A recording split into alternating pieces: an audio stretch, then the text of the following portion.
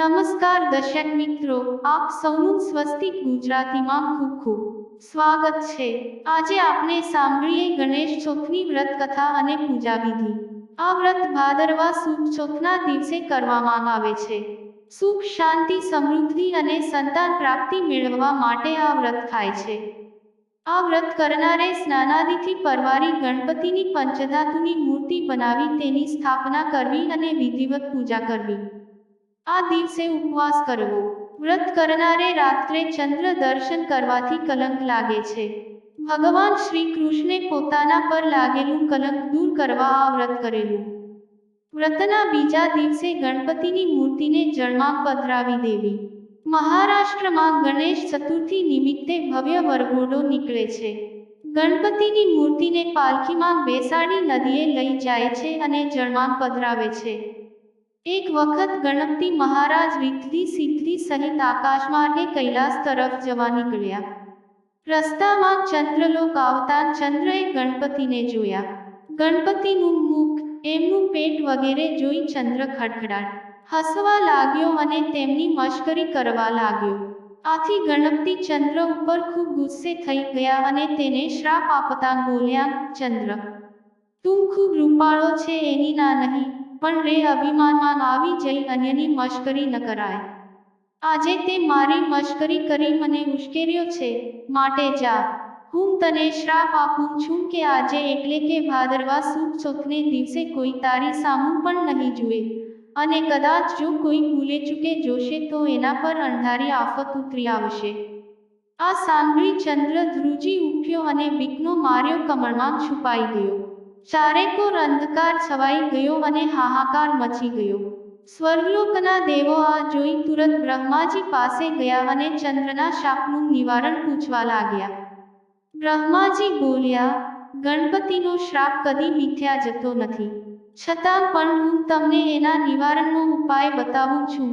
સાંભળો, થોડા દિવસ પછી ભાદરવો મહિનો આવશે। એ મહિનામાં સુદ એકમથી લઈ સુદ ચોથ સુધીમાં ચંદ્રએ વ્રત કરવાનું।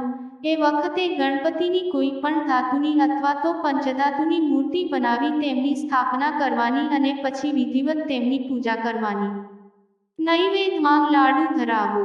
સાંજે ગણપતિની મૂર્તિને વાજતે ગાજતે નદીકાંઠે લઈ જઈ જળમાં પધરાવી દેવી। આ દિવસે બ્રાહ્મણોને જમાડી યથાયોગ્ય દાન દક્ષિણા આપવામાં આવે તો ગણપતિ જરૂર રીઝે અને ચંદ્રને શાપમાંથી મુક્તિ મળે। ચંદ્રે ભાદરવો મહિનો બેસતાં જ ગણપતિની સ્થાપના કરી ગણેશ ચોથનું વ્રત કરવા માંડ્યું। વિધિપૂર્વક પૂજા કરી ચંદ્રે ગણપતિને પ્રાર્થના કરી કે, હે ગજાનન સ્વામી, મારાથી ભૂલમાં જે કાંઈ બોલાઈ ગયું હોય તે કૃપા કરીને ભૂલી જાવ અને ક્ષમા કરો। હવેથી આવી ભૂલ નહીં થાય। તમે દયાળુ છો, કૃપા કરીને મને શ્રાપમાંથી મુક્ત કરો।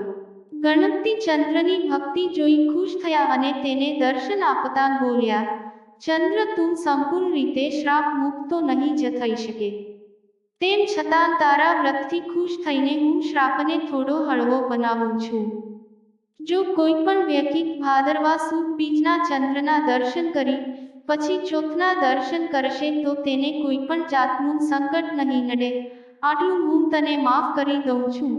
બાકી તો ભાદરવા સુદ ચોથના દિવસે જો કોઈ તારા દર્શન કરશે તો એને કલંક લાગ્યા વગર નહીં રહે, અને એ કલંક દૂર કરવા માટે જો કોઈ મારું ગણેશ ચોથ નું વ્રત ભક્તિભાવપૂર્વક કરશે તેના પર હું પ્રસન્ન થઈશ અને તેને સંકટમાંથી મુક્ત કરીશ।